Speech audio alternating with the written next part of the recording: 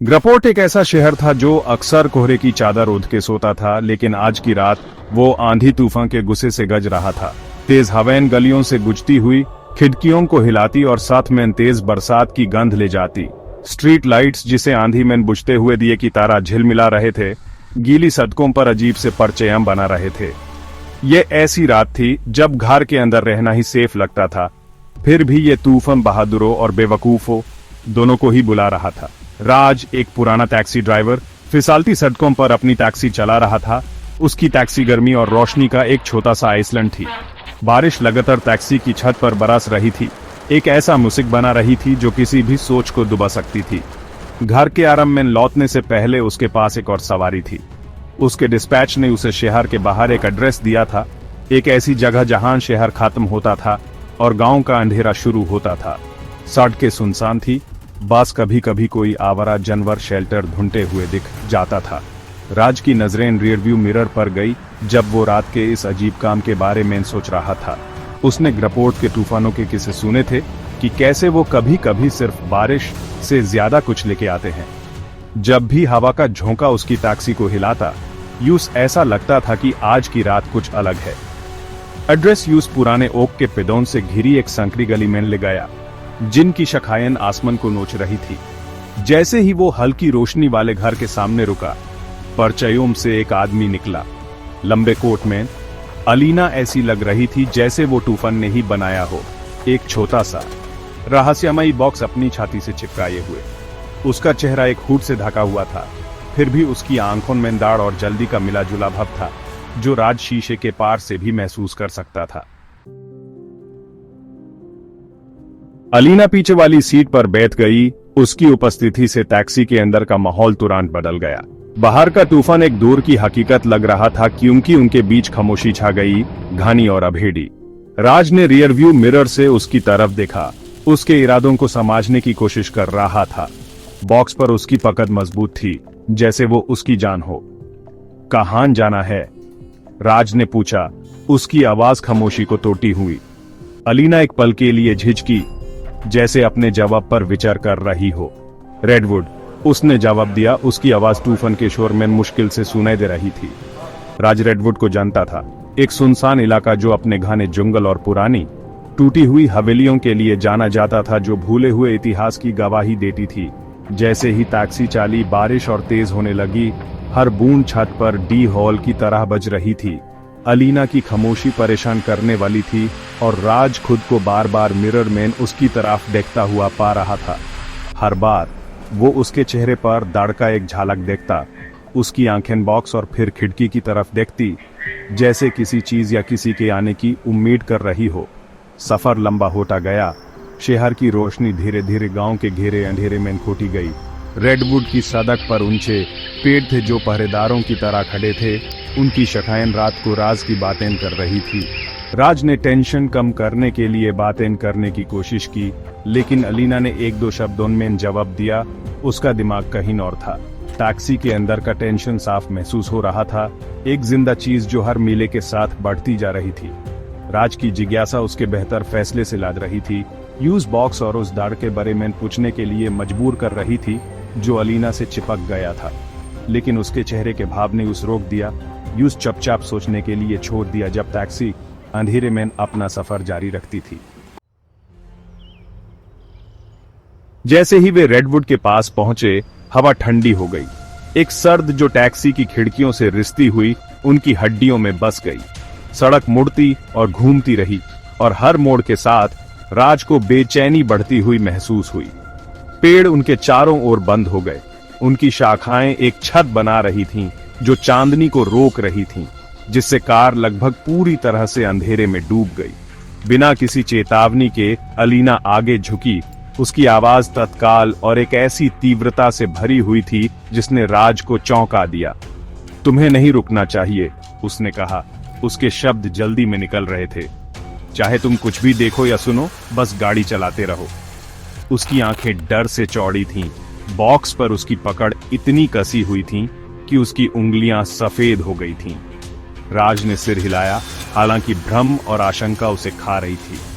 आगे की सड़क मुश्किल से दिखाई दे रही थी। बजरी की एक संकरी पट्टी जो गुमनामी में जाती हुई प्रतीत हो रही थी। अचानक एक परछाई सड़क के पार से गुजरी और राज ने सहज रूप से ब्रेक लगा दिए। टैक्सी रुक गई और एक पल के लिए सब कुछ स्थिर था। तूफान, रात, यहां तक कि समय भी रुक गया प्रतीत हो रहा था। जब राज ने अलीना की जांच करने के लिए मुड़ा तो पिछली सीट खाली थी। दरवाजा खुला था, हवा के साथ थोड़ा हिल रहा था। दहशत उसके अंदर दौड़ गई क्योंकि वह बाहर निकला। ठंडी हवा उसकी त्वचा में चुभ रही थी। उसने अंधेरे में पुकारा, लेकिन सिर्फ हवा ने जवाब दिया। अलीना गायब हो गई थी, केवल बॉक्स को पीछे छोड़कर सीट पर जहां वह कुछ क्षण पहले थी। राज का दिल तेजी से धड़क रहा था क्योंकि उसने बॉक्स उठाया। उसका वजन उसे आश्चर्यचकित कर रहा था। यह जटिल रूप से नक्काशीदार था।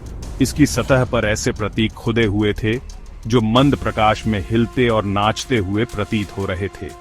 डर जिज्ञासा के साथ मिल गया क्योंकि उसने इसे यात्री सीट पर रखा। उसका दिमाग सवालों से दौड़ रहा था। बॉक्स के अंदर क्या था?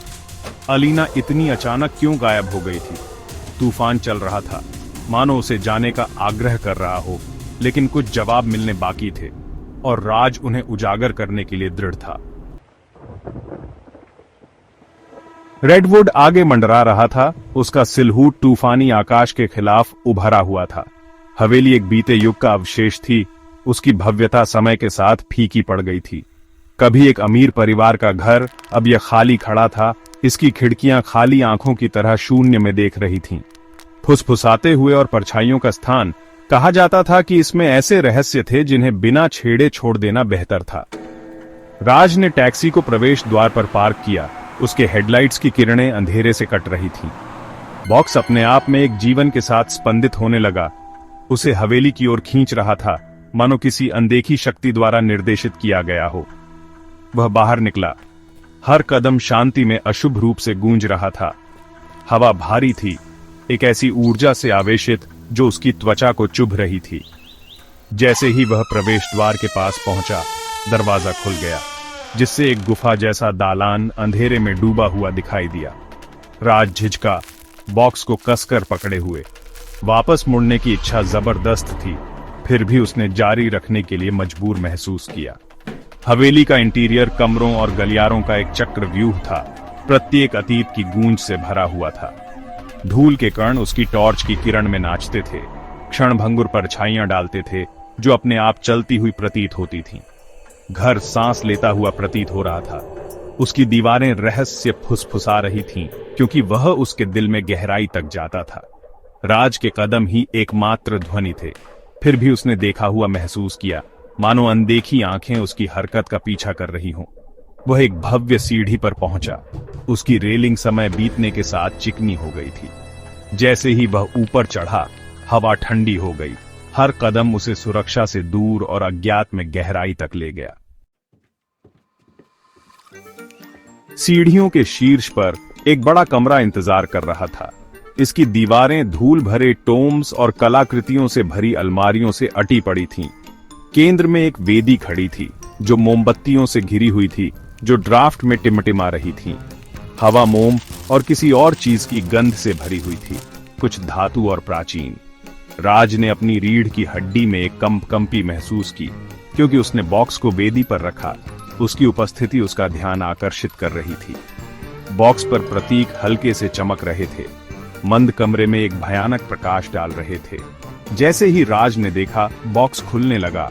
उसका ढक्कन उठ रहा था, मानो अदृश्य हाथों द्वारा निर्देशित किया गया हो। अंदर अजीब वस्तुओं का संग्रह था। पत्थरों पर रून्स खुदे हुए थे, अज्ञात तरल पदार्थों की शीशियां और एक छोटा अलंकृत नक्काशीदार खंजर। इस दृश्य ने राज के दिल में भय भर दिया, फिर भी वह दूर नहीं देख सका। कमरा ऊर्जा से गूंजता हुआ प्रतीत हो रहा था, एक कंपन जो राज की हड्डियों में गूंज रहा था। मानो बॉक्स के अनावरण के जवाब में उसके चारों ओर की परछाइयां गहरी हो गईं, दीवारों पर नाचते और लिखते हुए रूपों में मिल गईं। एक धीमा जप शुरू हुआ, कमरे के कोनों से उठ रहा था, एक ऐसी भाषा जिसे राज समझ नहीं सका, फिर भी अपनी आत्मा में गहराई से महसूस किया। डर उसके दिमाग पर हावी हो गया। उसे भागने का आग्रह किया, लेकिन उसके पैर उस जगह पर जमे रहे। मोमबत्तियां हिंसक रूप से टिमटिमा रही थीं। उनकी लपटें छत की ओर खींच रही थीं, मानो किसी चीज के लिए पहुंच रही हों। राज ने अपने पीछे एक उपस्थिति महसूस की। उसकी गर्दन के बाल खड़े हो गए। वह धीरे धीरे मुड़ा, किसी प्राचीन बुराई की निगाह से मिलने की आधी उम्मीद कर रहा था। फिर भी कमरा खाली खड़ा था, सिवाय परछाइयों और मंत्र की गूंज के। जैसे जैसे मंत्र तेज होते गए, वेदी के पास एक आकृति भौतिक होने लगी, एक झिलमिलाता हुआ प्रेत जो हवा से ही अपना सार खींचता हुआ प्रतीत हो रहा था। यह अलीना थी, या यूं कहें उसका भूतिया अवशेष। वह अलौकिक दिखाई दे रही थी। उसकी विशेषताएं एक पारभासी चमक से नरम हो गई थीं, जो बॉक्स के साथ समय पर स्पंदित होती थीं। उसकी आंखें, जो कभी डर से भरी हुई थीं, अब एक शांत तीव्रता रखती थीं, जो राज के आर पार हो जाती थी। बॉक्स लाने के लिए धन्यवाद, उसकी आवाज धीरे से गूंजी, एक शांति लेकर जो चारों ओर की अराजकता को झुठला रही थी। राज स्तब्ध खड़ा था। विस्मय और भय का मिश्रण उसे अवाक कर रहा था। अलीना की आत्मा टिमटिमाती हुई प्रतीत हो रही थी। उसका रूप हवा में पकड़ी गई मोमबत्ती की लौ की तरह लहरा रहा था। उसकी उपस्थिति ने कमरे को एक ऐसी गर्मी से भर दिया जिसने आक्रमणकारी परछाइयों को पीछे धकेल दिया। जब जारी रहा, एक लयबद्ध ड्रोन जो अलीना की आत्मा को सांसारिक क्षेत्र से बांधता हुआ प्रतीत हो रहा था। उसने बॉक्स की ओर इशारा किया। उसकी हरकतें सुंदर और जानबूझकर थीं। पंथ मुझे कैद करना चाहता था, मेरी आत्मा का उपयोग अपने काले अनुष्ठानों के लिए करना चाहता था, उसने समझाया। उसके शब्द एक ऐसे दुख के साथ गूंज रहे थे जिसने राज के दिल को झकझोर दिया।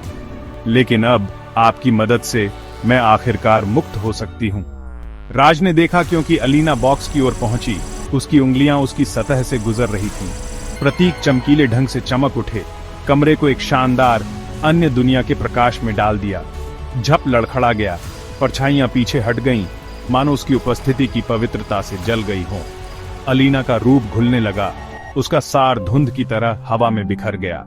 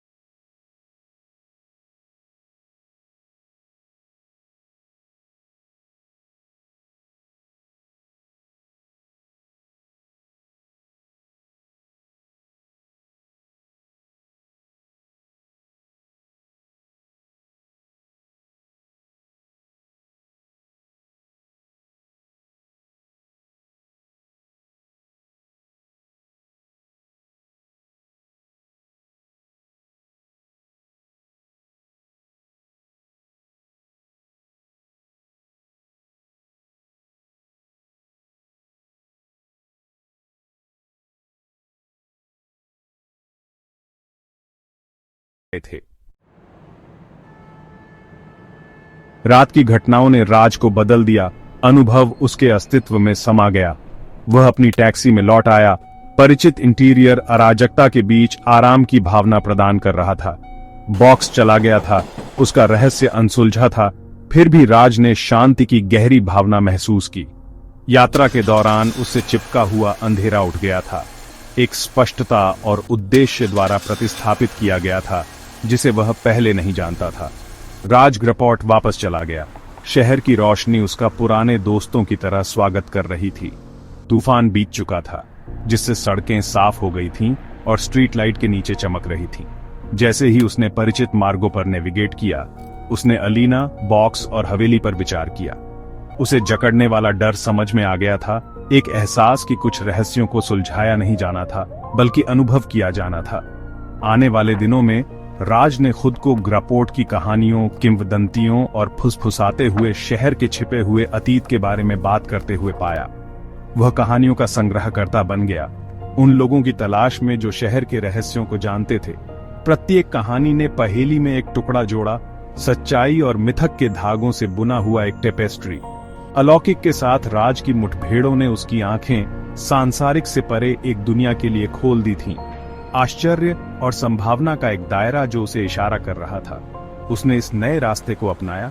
उसकी टैक्सी जिज्ञासु और खोए हुए लोगों के लिए एक बर्तन बन गई, जो जवाब मांग रहे थे या बस अज्ञात में एक झलक देख रहे थे। अंत में यह बॉक्स नहीं था जिसमें अंतिम रहस्य था, बल्कि स्वयं जीवन था, अपनी अंतहीन संभावनाओं और छिपे हुए अजूबों के साथ। हालांकि बॉक्स गायब हो गया था, उसकी स्मृति बनी रही, एक पहेली जो राज के विचारों को सताती रही। वह अक्सर इसकी उत्पत्ति, इसके उद्देश्य और इसमें निहित शक्ति पर विचार करता था। इसकी सतह को सुशोभित करने वाले प्रतीक उसके दिमाग में अंकित रहे, उनके अर्थ मायावी फिर भी आकर्षक रूप से करीब थे। उसने शोध में तल्लीन होकर प्राचीन ग्रंथों पर ध्यान दिया और गूढ़ में पारंगत लोगों से सलाह ली। उसकी खोज ने उसे विद्वानों और मनीषियों तक पहुंचाया। प्रत्येक ने बॉक्स की प्रकृति के बारे में सिद्धांत और अंतर्दृष्टि प्रदान की। कुछ ने इसे आत्माओं के लिए एक बर्तन के रूप में बताया, दुनिया के बीच एक कॉन्ड्यूइट। दूसरों ने दावा किया कि यह पंथ का एक उपकरण था, जिसका उपयोग अलौकिक की ऊर्जाओं को अपने स्वयं के सिरों के लिए करने के लिए किया जाता था।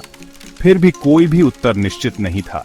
प्रत्येक स्पष्टीकरण उसके समाधान से अधिक प्रश्न उठा रहा था। समय के साथ राज ने बॉक्स को परिवर्तन के प्रतीक के रूप में देखा, एक उत्प्रेरक जिसने उसे खोज और विकास के पथ पर स्थापित किया था। यह अज्ञात का प्रतिनिधित्व करता था, रहस्य जो धारणा के घूंघट के ठीक परे थे, खोजे जाने की प्रतीक्षा कर रहे थे। उसने महसूस किया कि बॉक्स की असली शक्ति उसके भौतिक रूप में नहीं, बल्कि उस यात्रा में थी जिसे उसने प्रेरित किया था। बॉक्स और इसके द्वारा गति में स्थापित घटनाओं ने राज को उन तरीकों से बदल दिया था जिनकी उसने कभी कल्पना भी नहीं की थी। इसने उसकी आंखें दुनिया के अजूबों के लिए खोल दी थीं, वह जादू जो परछाइयों और प्रकाश में था। इसकी अनुपस्थिति में उसने एक नया उद्देश्य पाया, जीवन के रहस्यों का पता लगाने और अपनी खोजों को सुनने के इच्छुक लोगों के साथ साझा करने का आह्वान।